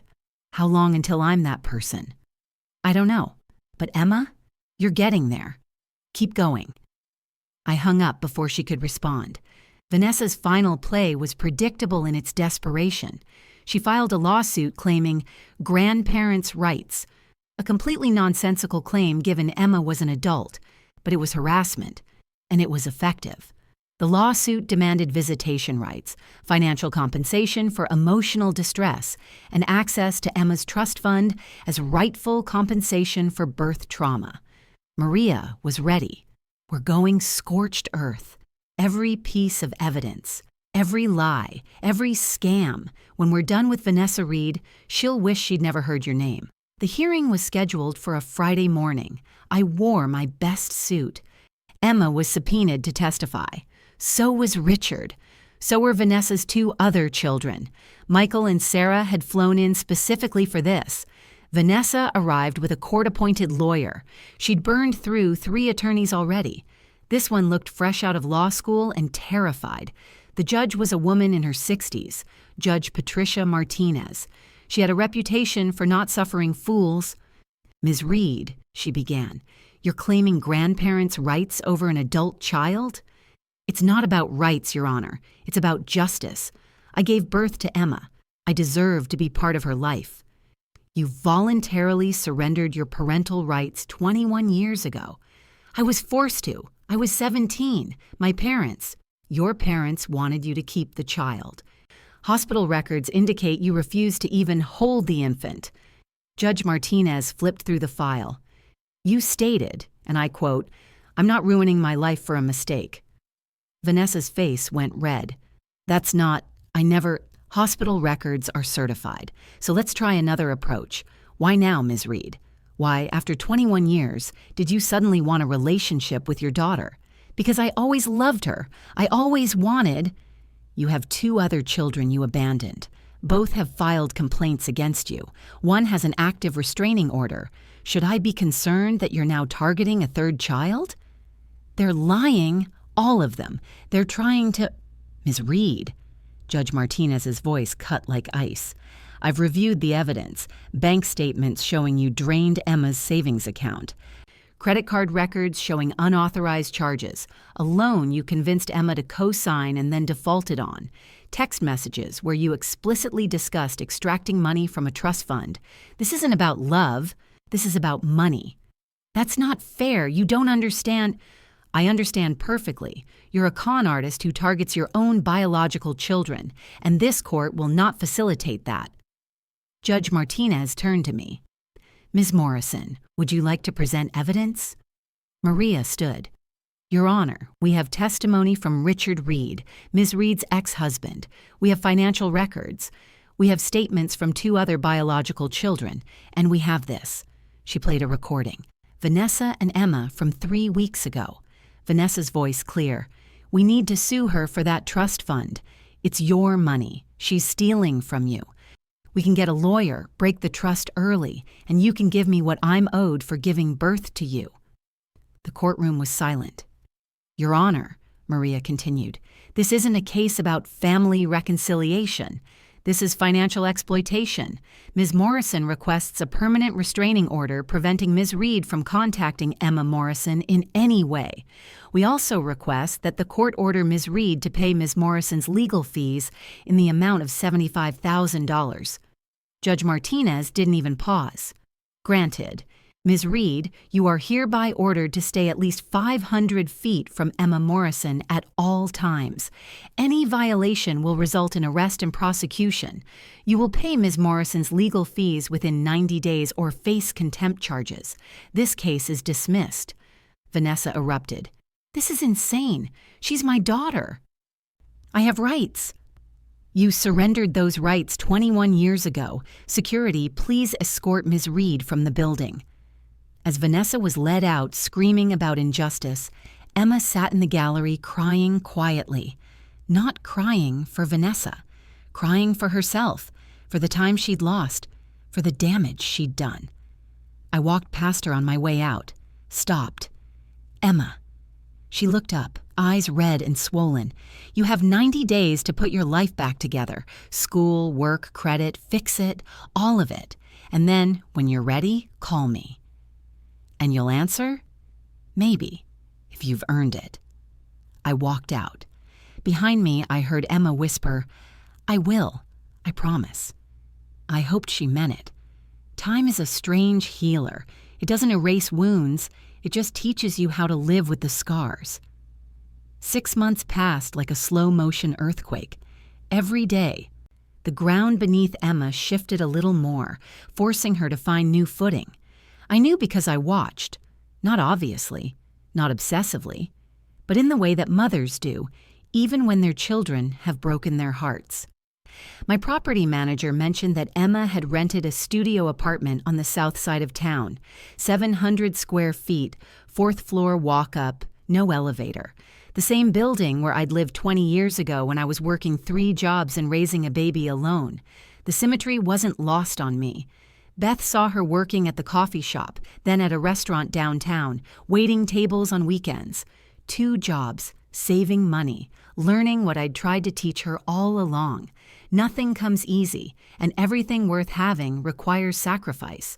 Emma re-enrolled in community college, part-time, 3 classes. She couldn't afford full-time. She'd destroyed her credit with that loan Vanessa convinced her to co-sign, and rebuilding took time. Maria's paralegal, the one who went to Emma's gym, reported that Emma looked different. Thinner, yes, but harder too, tempered. Like she'd walked through fire and come out forged in steel instead of ash. She asked about you, the paralegal told Maria. Maria told me. What did she ask? If you were okay, if you were happy, if you'd moved on. What did you tell her? The truth. That you were living your life, that you seemed at peace. I was at peace. Mostly. The kind of peace that comes after a storm when everything is wrecked, but at least the thunder has stopped. I threw myself into my business, bought 2 more commercial properties, started a scholarship fund for single mothers going back to school. Didn't name it after Emma, named it after David, my late husband, the man who would have loved Emma like his own. I went to therapy. Finally. Sat in a chair across from a kind woman named Dr. Patterson and said the words I'd been holding in for months. I don't know if I can forgive her. Do you want to? Dr. Patterson asked. I want to. That's a start. Vanessa disappeared. No one knew where. Rumors said she'd moved to Arizona, or maybe Nevada. Somewhere warm where she could start over, find new children to exploit. The restraining order was permanent, but only effective if she stayed in the state. I hoped, for the sake of whoever she targeted next, that they'd be smarter than Emma, but probably not. Vanessa was good at what she did. And desperate people make perfect prey. The letter arrived on a Tuesday in late spring. Not an email, not a text. A real letter in a cream-colored envelope, with my name written in handwriting I'd recognize anywhere. Emma's careful script, the same one she'd used to write thank you notes after birthday parties when she was 8. I held the envelope for 20 minutes before opening it. Inside were 10 pages, handwritten, front and back, and a money order for $247. I read the letter standing in my kitchen, the same kitchen where Emma had eaten breakfast for 18 years. Dear Claire, I don't know if you'll read this. I don't know if you'll even open it. But I need to write it anyway because some things need to be said, even if no one's listening. 6 months ago, I stood in front of 50 people and told you that you were never my real mother, that you were a placeholder, a babysitter. I said those words deliberately. I wanted them to hurt, and they did. I saw it on your face, even though you tried to hide it. I want you to know I've replayed that moment every single day since. I've woken up at 3 a.m. hearing my own voice saying those words. And every single time I want to reach back through time and stop myself, but I can't. So instead, I'm writing this. I was wrong. Not just wrong about you, wrong about everything. About what matters, about what family means, about what real love looks like. Vanessa told me what I wanted to hear. She told me I was special, that I deserved better, that you were keeping me small to control me, And I believed her because I wanted to. Because I was struggling in school, struggling with money, struggling with feeling like I wasn't enough. And she offered me an escape, a fantasy where I was the wronged princess, finally finding her real family. But it was all lies. Every word, every promise, every moment of love was just her calculating how much she could take from me. You know what the worst part is? You tried to warn me. You tried to protect me. And I called you jealous, controlling. I accused you of trying to keep me from my real family. My real family was you. It was always you. The woman who held me when I had nightmares, who sat with me in the hospital when I broke my arm, who worked 3 jobs so I could have birthday parties and Christmas presents and a safe place to sleep, who taught me to read and tie my shoes and drive a car, who believed in me even when I didn't believe in myself. That's real. That's family.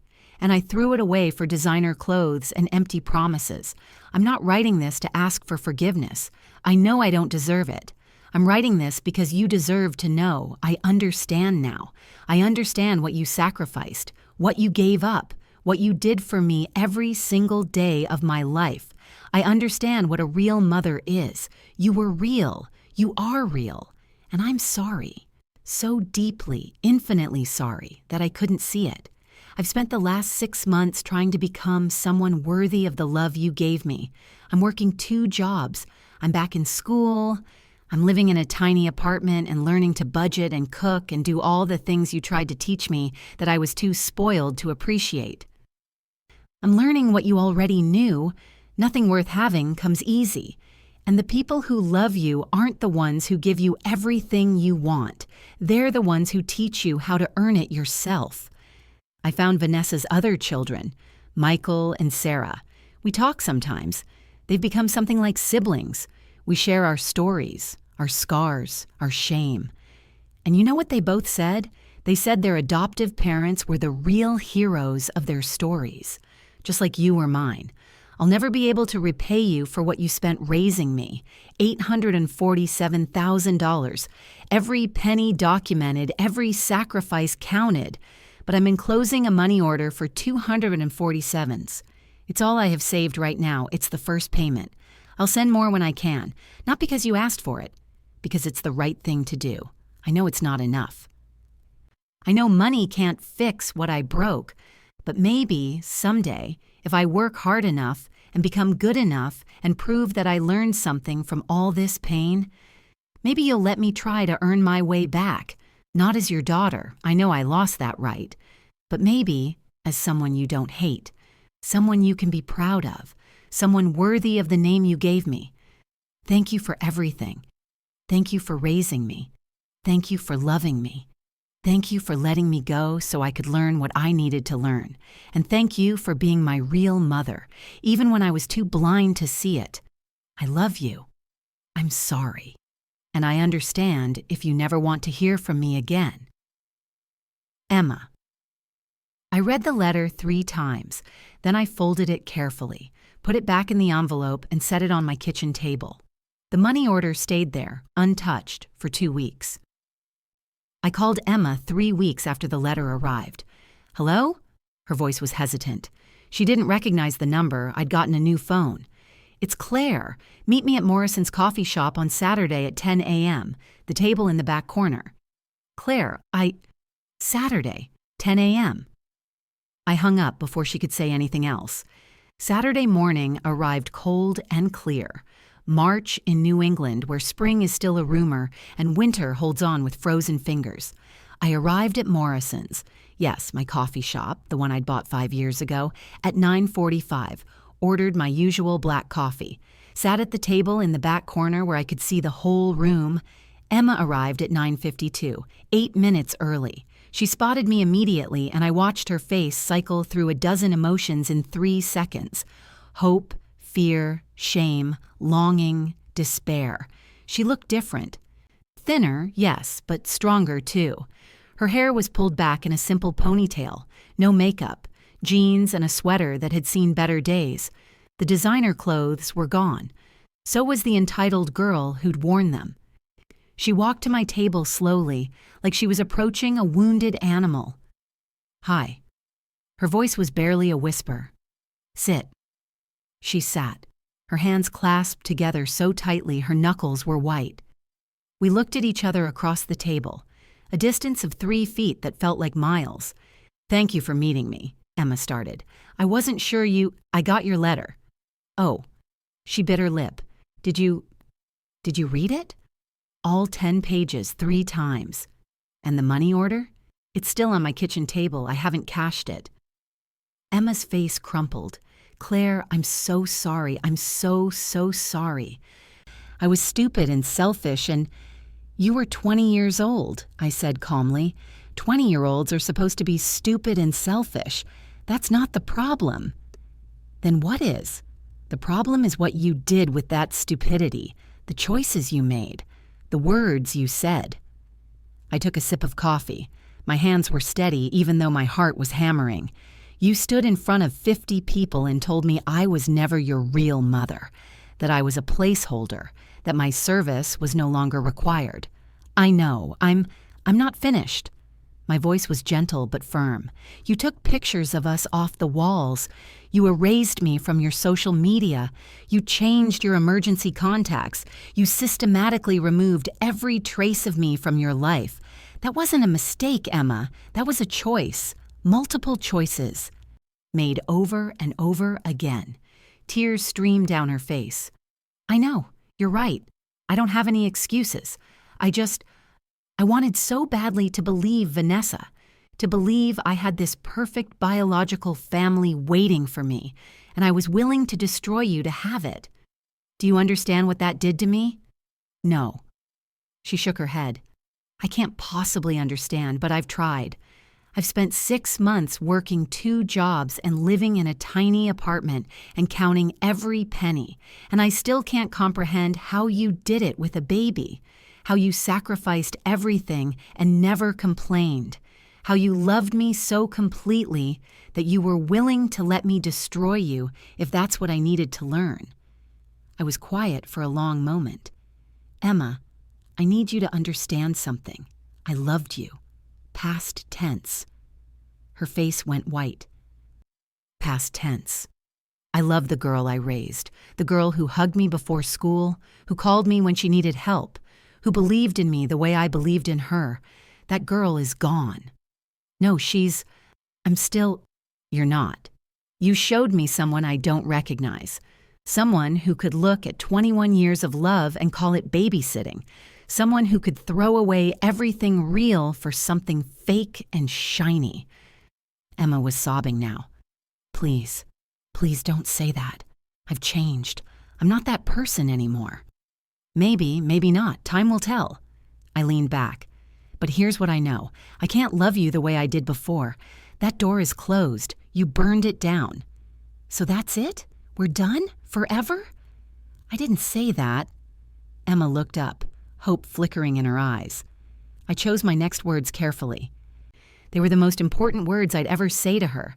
Real mothers don't raise children expecting gratitude, Emma. We do it because we love them, because they're ours, because that's what love is, giving without keeping score.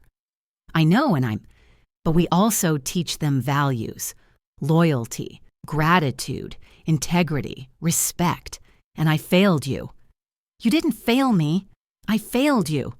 "No, listen to me. I gave you too much without teaching you the cost of things. I lived modestly to teach you humility, but I never showed you the actual work behind our lives, the sacrifices, the choices. I wanted you to learn values, but I insulated you from consequences. You were a perfect mother. I wasn't. Perfect mothers don't raise children who throw them away for designer clothes and empty promises." I softened my voice. "I was a good mother. Maybe even a great one, but I wasn't perfect, and my imperfection created a blind spot in you, a place where Vanessa could dig in and make you believe lies. I should have known better. Yes, you should have. But you were also vulnerable and manipulated by a professional con artist. Both things can be true." Emma wiped her eyes. "What do I do now?" "You keep doing what you're doing. You work, you learn, you grow. You become someone better than the girl who stood in that restaurant and destroyed me. And then, when I'm that person, maybe we can build something new, not what we had. That's gone forever, but maybe something different, something earned instead of given. Can we start over? No. The word was final. You can't unsay what you said. You can't undo what you did. Those words will always be between us. That betrayal will always be part of our story. So we just, what? Pretend to be polite strangers? Or we acknowledge the truth, that you hurt me in ways that can't be fully healed, that I loved you in ways you didn't deserve, that we both have to live with what happened and decide if there's anything worth salvaging. The silence stretched between us like a chasm. I reached into my purse and pulled out an envelope, slid it across the table. Emma stared at it. What is this?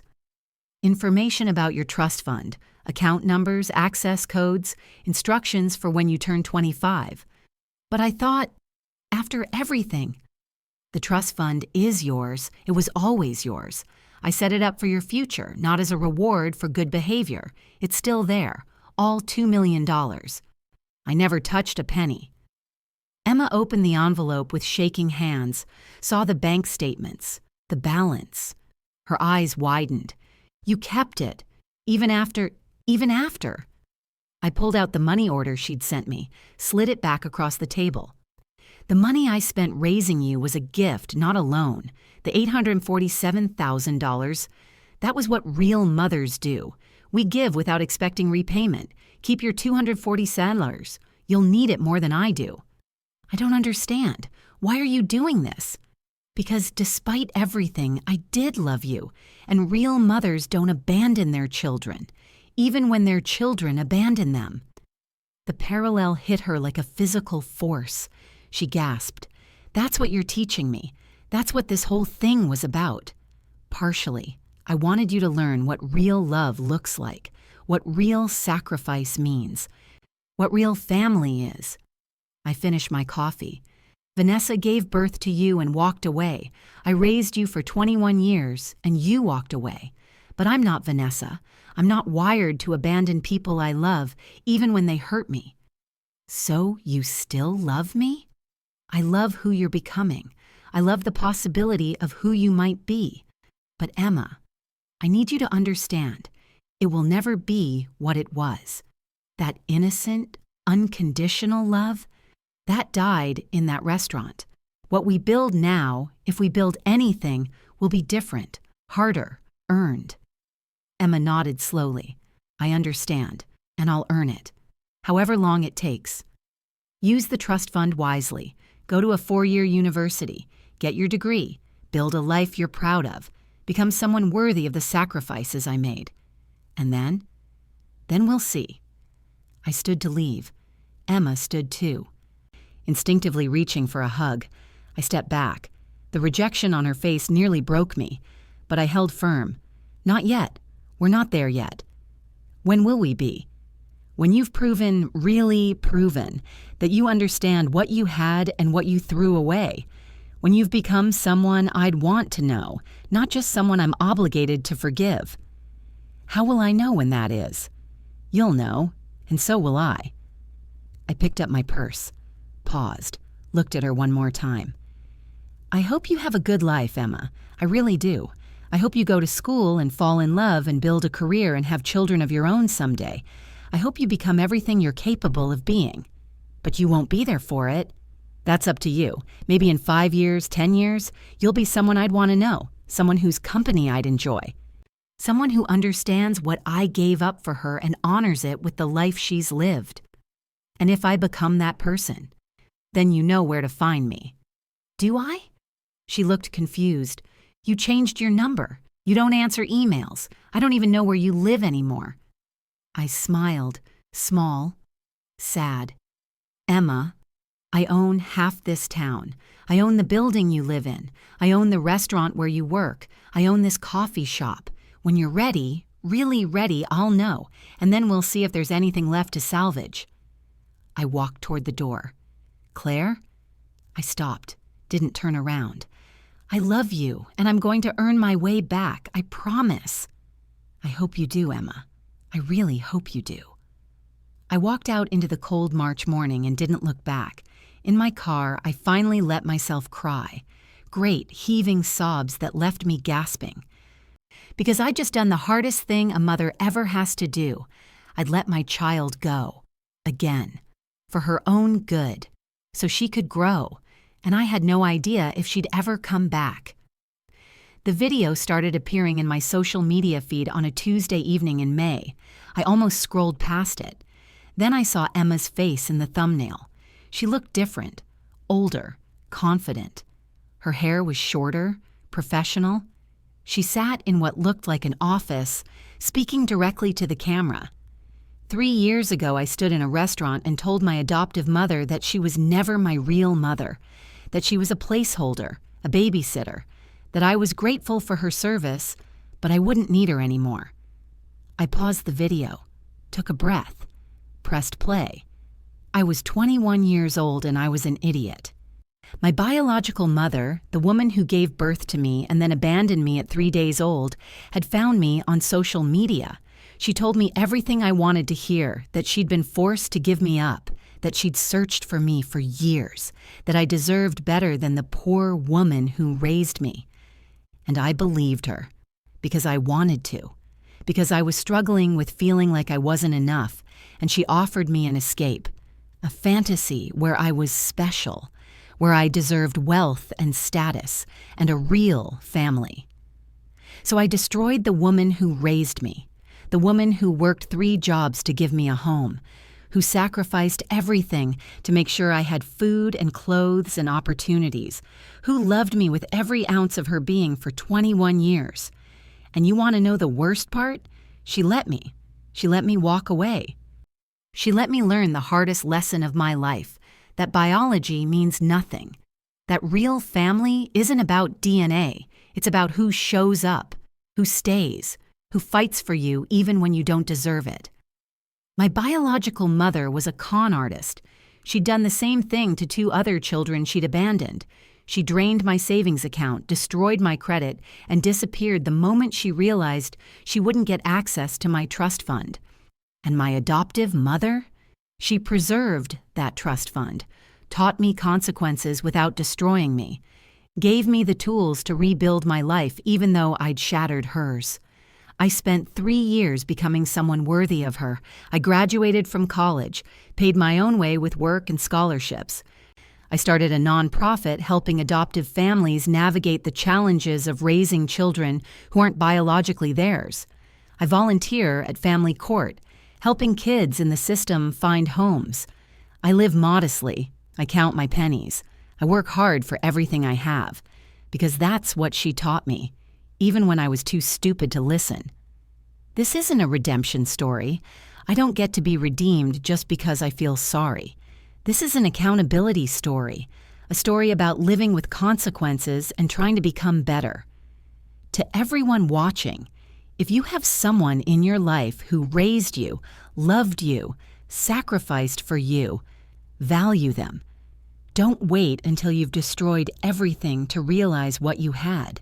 And to the adoptive parents out there who've been rejected by the children they raised, your worth isn't defined by your child's mistakes. You did your job. You loved them. Sometimes that's all you can do. My adoptive mother told me that real mothers don't abandon their children, even when their children abandon them. She was right. She's always been right. And I'm spending the rest of my life trying to earn back what I threw away. Thank you for watching. And if you agree that family is about love, not blood, hit that like button. Share this video. Tell your own stories. You're not alone in this.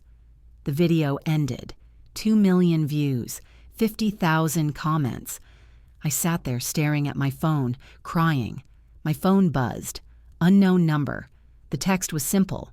I saw your video. My hands shook as I typed back, "Who is this?" "It's Claire.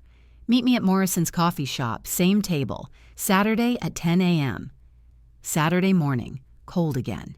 May in New England, where spring is finally real but still tentative. Emma arrived at 9:47, 13 minutes early. I arrived at 9:58, 2 minutes early. She stood when I approached the table.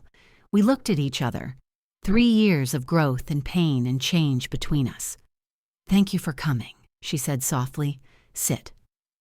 We sat, the same table, the same coffee shop, but everything was different. "I saw your video," I said. I needed to say those things, not to you, to everyone, to hold myself accountable. It was brave. It was necessary. She folded her hands on the table, not clenched this time, just resting. "I don't expect forgiveness. I just want you to know I'm not that person anymore.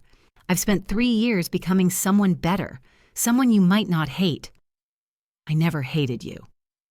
"You loved me past tense." "I did. I still do. In some ways." I wrapped my hands around my coffee cup. "But I've also been watching your nonprofit, your volunteer work, your graduation. You've become someone I'm proud of." Emma's eyes filled with tears. "You've been watching." "I own half this town, Emma. Of course I've been watching." I smiled. Small. Real. "The question is, what do you want now?" "I want—" She paused, choosing her words carefully. "I don't expect to go back to what we were. I know that's impossible, but maybe we could build something new? Something where I prove every day that I understand what you gave me? It won't be easy. I know. It won't be what we had. I know that too. And it will take time.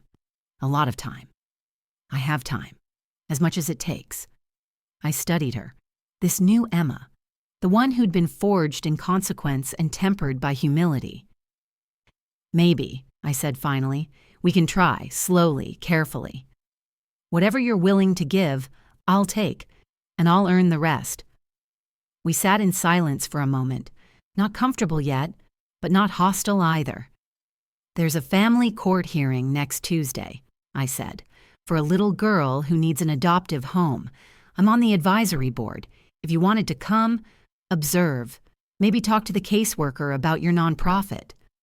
Emma's face lit up. "Really? You'd want me there? I think you'd be good at it. You understand what these kids are going through. The fear, the hope, the need for real family." "I'd love to. Thank you." "Don't thank me yet. This is work, hard work, and we'll see how it goes." "I understand." I stood to leave. Emma stood too. This time, when she opened her arms for a hug, I didn't step back. The hug was brief, awkward, but real. "See you Tuesday," I said. "See you Tuesday." I walked to my car, looked back once. Emma was standing outside the coffee shop watching me. She waved. I waved back. People ask me if I forgive Emma. The truth? I'm working on it. Forgiveness isn't a light switch you flip. It's not a single moment where everything is healed and forgotten. It's a journey, a process. 1,000 small choices to let go of anger and embrace possibility. Some days I'm there, some days I'm not. What I learned through all of this, real love is tested not in good times, but in moments of betrayal. When someone you love destroys you, you have 2 choices: destroy them back or teach them something worth knowing. I chose to teach. And Emma? She chose to learn. Real family isn't about blood. It's not about DNA or biology or who gave birth to whom. It's about who shows up, who stays, who fights for you even when you don't deserve it, who teaches you hard lessons because they love you enough to let you grow. Emma wanted her real mother. She got her, and she learned what real actually means. Vanessa gave her DNA. I gave her everything else. And in the end, Emma learned which one mattered more. We're building something new now, something fragile and careful and earned. It's not what we had. It never will be. But maybe it's something better. Something built on truth instead of assumption, on choice instead of obligation. To everyone watching this, value the people who raised you, not just the people who birthed you. Biology is an accident. Family is a choice. Choose wisely. And to the adoptive parents out there who've been rejected, betrayed, destroyed by the children they loved, your worth isn't defined by your child's mistakes. You did your job. You loved them. You taught them. Sometimes they learn. Sometimes they don't. But either way, you were real. You were family. And that matters. Sometimes the best revenge isn't destruction. It's teaching a lesson worth learning. It's living well while they figure out what they lost. And sometimes, if you're very lucky, they figure it out in time to build something new. Emma and I are trying. It's hard. It's awkward. It's nothing like what we had. But we're trying. And maybe that's enough. Which city are you from? Tell me in the comments. If you've ever been betrayed by someone you loved, hit that like button. Share this video. Let others know they're not alone. Because we're all just figuring this out as we go. And the only way through is together. Don't forget to subscribe for more stories about family, forgiveness, and finding your way home.